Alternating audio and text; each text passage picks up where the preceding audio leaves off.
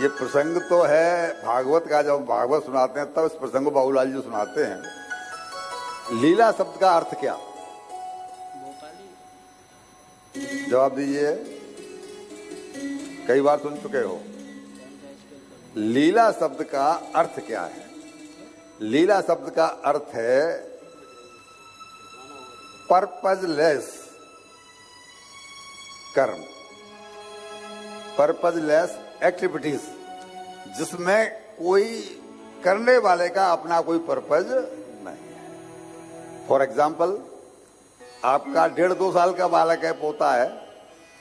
अब वो कभी दादा का चश्मा उठा के फेंक देता है, कभी बॉल को उठा के फेंक देता है, कभी इसको फेंक देता है, कभी उसको फेंक देता है।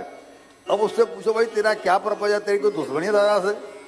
वो जानता ही नहीं, वो तो सुख दे रहा है दादा को, और वो दादा का प्रेम अपने आप अपने पास ले रहा है।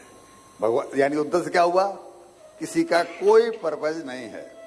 भगवान ने यशोदा मैया के भंडार में घुस के और वहां जब माखन चोरी की है तो क्या भगवान को मैया माखन नहीं देती थी? कौन मैया होगी? जहां 9 लाख गाय हैं वहां माखन की क्या कमी है? चोरी क्यों करने की जरूरत थी उनको? केवल एक काम कि इससे मैया को सुख मिलेगा। कोई बालक थोड़ा सुस्त हो तो बाबा दादी क्या कहते हैं?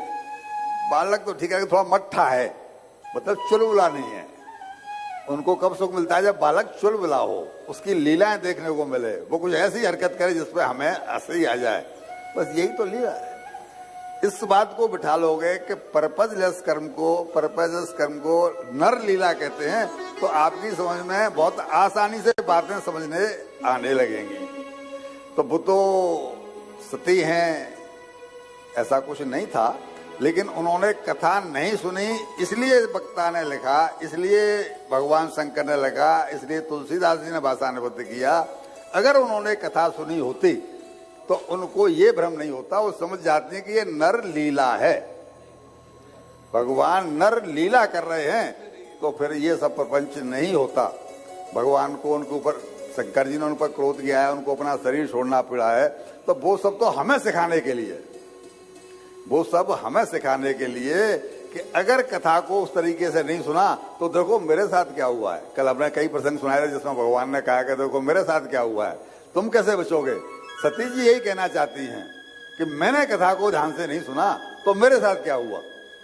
मैं लीला को नहीं समझ पाई, मैं भूल गई, और मैं अपने पति, मालूम है मुझे कि मेरे पति सर्वेश्वर हैं, सदाशिव हैं भगवान शंकर, और मैंने उनकी बात को भी नहीं माना।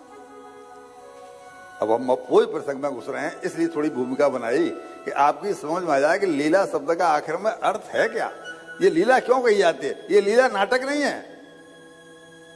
नाटक जो करते हैं, दोनों का अंतर समझाऊं। नाटक जो करते हैं उसमें तो नाटक करने वाले का अर्थ का प्रयोग होता है, उसको तो अर्थ का स्वार्थ होता है कि नहीं होता है कि भाई हमें कुछ मिलेगा, नाटक करने वाला। लेकिन जब लीला हो रही है, भगवान की लीला हो रही है, तो वहां तो कोई अर्थ मिलने वाला नहीं है। वो केवल एक ही कारण है कि उस